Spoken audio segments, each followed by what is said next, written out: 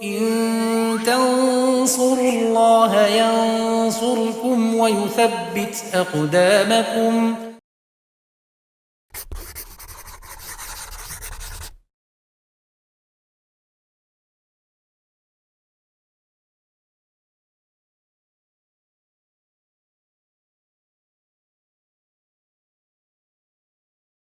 Bismillahirrahmanirrahim. Alhamdulillahirabbil alamin wassalatu wassalamu ala asyrafil anbiya'i wal mursalin wa ala alihi wa sahbihi wa man tabi'ahum bisanin ila yaumiddin. Amma ba'd. Pemirsa Yufitaidu rahimani wa rahimakumullah, kita lanjutkan pelajaran kita masih membaca kitab Al-Muqaddimah Al-Hadramiyah. Ya, kita sampai di macam-macam najis dan tata cara menghilangkan atau mensucikan benda yang terkena najis. Di pertemuan sebelumnya sudah kita sebutkan bahasanya najis ada 3 macam, mughalladhah, mutawassithah dan mukhafafah. Najis mughalladhah di antaranya adalah najis anjing, semua bagian-bagian anjing, kemudian najis yaitu babi. Dan tata cara membersihkan benda yang terkena najis mughalladhah yaitu dengan dibasuh, cuci dengan yaitu 7 kali. Salah satunya dicampur dengan tanah, ya. Dan pencampuran ini beliau mengatakan yang paling baik di basuhan pertama. Kemudian setelah itu bisa juga di basuhan yaitu selain basuhan terakhir. Baik, kemudian perlu kita tambahkan bahasanya disebutkan bahasanya oleh musannif yaitu wusila sab'an ihdahuna biturabi at-tahur, dengan turab yang tahur yaitu tanah yang suci mensucikan, ya. Debunya itu suci mensucikan, sehingga kalau bukan tanah maka tidak bisa, sehingga tidak bisa diganti dengan sabun, dengan bidara, dengan sampo dan yang lainnya. Ini harus tanah. Kemudian tanahnya harus tahur, suci mensucikan, sehingga kalau tanahnya tanah yang terkena najis maka tidak bisa, atau tanah yang mustakmal. Baik, kemudian sekarang untuk najis yang mukhafafah, ya. Kemarin sudah kita sebutkan, ya, najis ada yang mughalladhah yaitu anjing dan babi. Kemudian yang mukhafafah, ya, kita lihat apa yang disampaikan oleh musannif.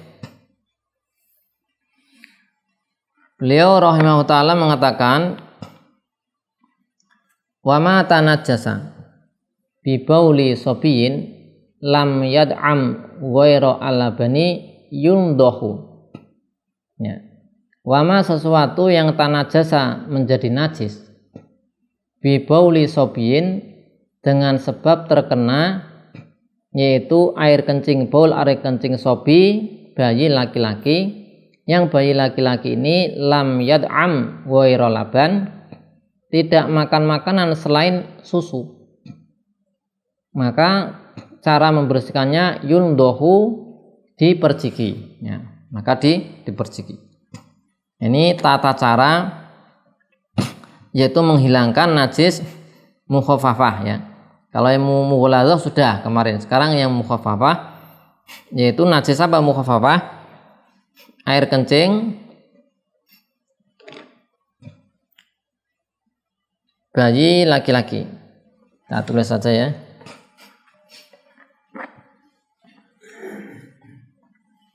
Yang najis mukhafafah, al-najasah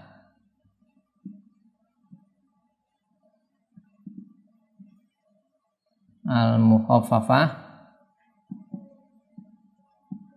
ya. Jadi najis mukhaffafah di sini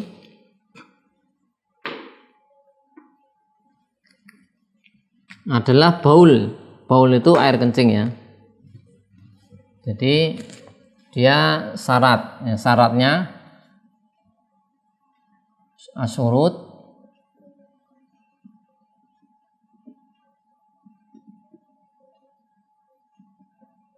syaratnya apa? Itu yang pertama al-baul. Kemudian dia harus asobi.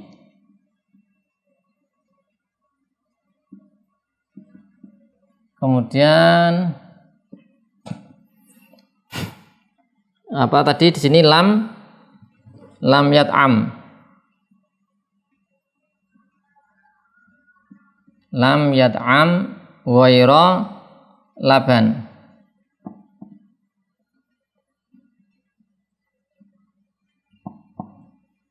Kemudian ya ada tambahan duna atau lam yujawis, tidak melampaui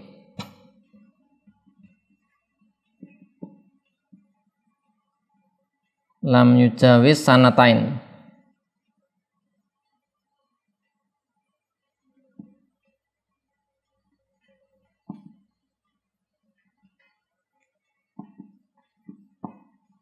Ya. Najis mukhafafah adalah najis air kencing. Air kencing bayi laki-laki, yang bayi laki-laki ini belum makan sesuatu kecuali air susu. Jadi makannya baru air susu saja. Sehingga ini yang masuk adalah baul. Sehingga kalau misalnya bukan baul maka nggak masuk. Bukan mukhafafah. Misalnya wa'id, beraknya anak kecil laki-laki, beraknya itu bukan mukhafafah, karena yang mukhafafah hanya air kencing. Atau misalnya darah, ya, darahnya, atau yang lain misalnya koi, muntahan dan seterusnya. Pokoknya hanya khusus air kencing saja. Kemudian air kencingnya sobi, sehingga kalau anaknya ini bayinya perempuan, sobiah nggak masuk, sobiah.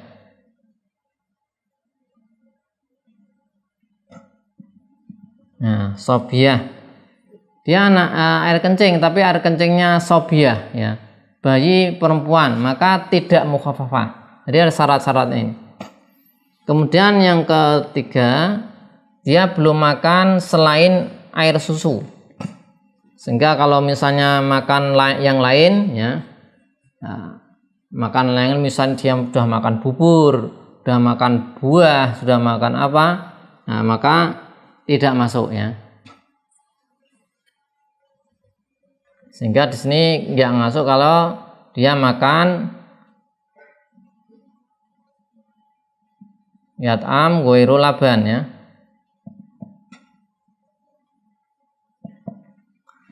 Kemudian belum melewati 2 tahun, ya. Misalnya kalau ini sudah lewat 2 tahun, ya, berarti tidak bisa bisa masuk dalam kategori najis mukhafafah. Ini sini nggak bisa, ya, ini nggak bisa, ini nggak masuk.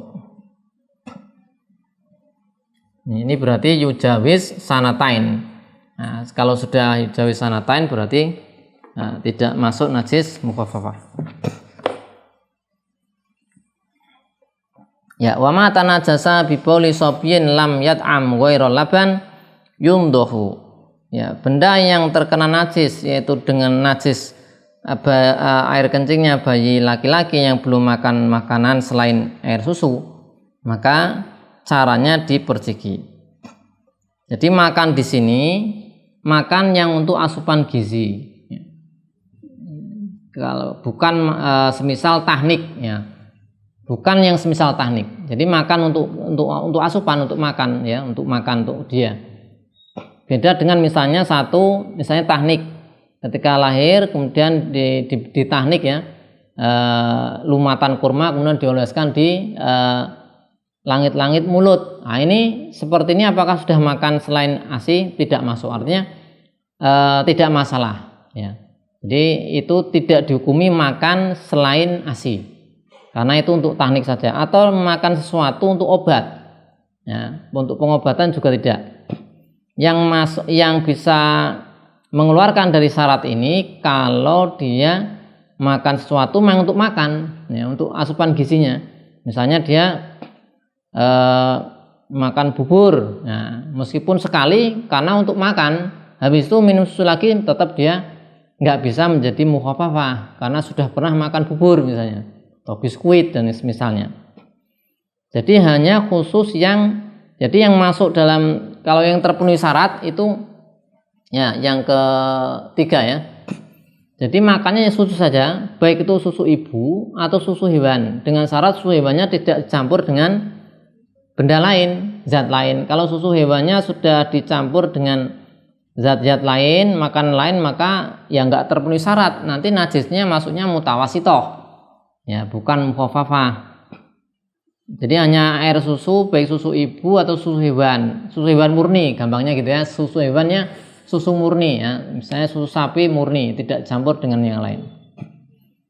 Tapi kemudian tadi sudah disebutkan kalau bukan air kencing nggak bisa ya, muntahan, kemudian nanahnya, beraknya, darah dan seterusnya, itu tetap nanti masuknya mutawasitoh, tidak bisa mukhafafah. Mukhafafah khusus air kencing. Kemudian bayinya juga bayinya laki-laki.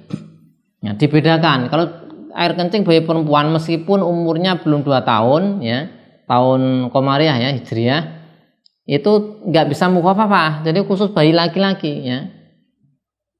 Kenapa dibedakan? Ya diantara hikmahnya bahasanya bayi laki-laki itu biasanya lebih banyak dibawa kemana-mana. Ya, biasanya orang itu lebih tertarik gendong bayi laki-laki, dibuat mainan, dibawa ke sana kemari, sehingga bayi laki-laki lebih sering berinteraksi dengan orang lain, ya, dengan orang dewasa. Nah, karena sering interaksi, diberi keringanan, yaitu cara mensucikannya lebih mudah daripada yang lain. Kemudian disebutkan tadi, sekarang tata cara mensucikannya, yaitu dengan diperciki. Maksud diperciki itu diberi air, tapi harus menyeluruh ya. Harus menyeluruh. Menyeluruh itu meliputi semua area najis. Jadi ada syaratnya, bukan hanya dipercik saja. Jadi area najis itu diberi air, airnya harus meliputi semua area najis. Ya. Meliputi semua area najis. Kemudian zatnya najis hilang, sifat-sifatnya hilang. Ya. Kita tulis.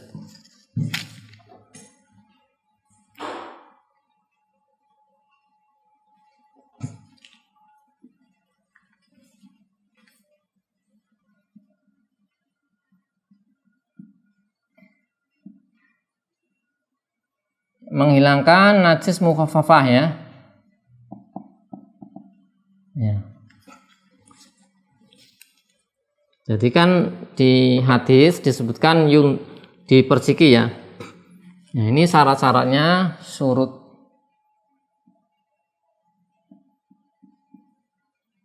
Satu, ya'umu al-mahal. Ya'umu al-mahal. Jadi airnya harus menyeluruh meliputi semua area najis. Yang kedua, zalat al-ain atau tazulu zalat, ini ya'umu al-mahal, kemudian zalat al-ain juga sifat ya.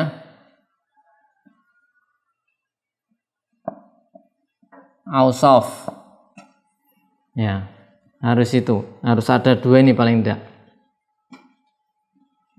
Ini ros atau nadoh itu harus meliputi semuanya, airnya, kemudian zatnya tadi, air kencingnya sudah hilang, zatnya, ain fisiknya, dan ausaf sifat-sifatnya ya. Sehingga para fuqaha mengatakan tata caranya itu, kalau bendanya terkena najis mukhafafah, maka bendanya dikeringkan dulu atau diperes dulu. Jadi misalnya di sini terkena najis air kencing tadi, air kencing bayi laki-laki tadi mukhafafah ya, fisiknya dihilangkan dulu atau diambil ya, Setelah hilang, ya, kemudian nanti baru diberi air. Ya. Misalnya kain terkena kencing bayi laki-laki, maka kalau ada airnya, air kencingnya diperes dulu, ya, atau dikeringkan, baru dilakukan percikan-percikan tadi sampai seperti itu tadi. Nah, kalau misalnya dengan cara seperti ini kok najis belum bisa hilang, maka harus dicuci, ya. Diguyur kucak. Nah, itu kalau nggak bisa hilang fisik dan sifat-sifatnya. Jadi fisiknya nggak bisa hilang, masih bau. Nah, nanti dengan cara dicuci, ya, ujung-ujungnya kalau nggak bisa dengan diperciki, dicuci.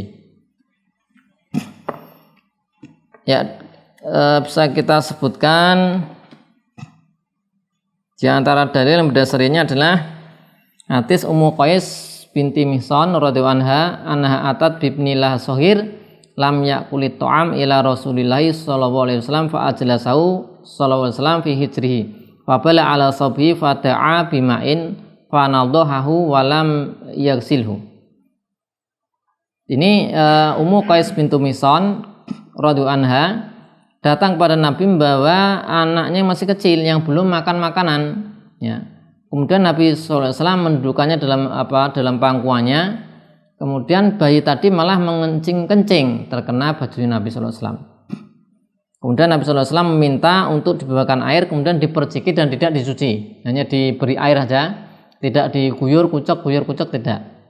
Hadis riwayat Bukhari dan Muslim. Kemudian juga dari hadis sahabat Ali bin Abi Thalib radhiyallahu anhu, ana Rasulullah sallallahu alaihi wasallam qala fi baulil gulam ardi yundahu baulul gulam wa yusalu baulul jariyah. Ya, diperciki yaitu air kencing bayi laki-laki dan dicuci, dibasuh untuk air kencing bayi perempuan. Qatadah mengatakan ini jika belum makan makanan. Jika sudah makan makanan maka dibasuh semuanya. Ya, demikian. Ini adalah tentang yaitu najis mukhafafah dan cara membersihkan benda yang terkena najis mukhafafah. Allah a'lam bishawab. Semoga bisa kita pahami. Wassallallahu ala sayyidina Muhammadin wa ala alihi wasallam. Alhamdulillahirabbil alamin.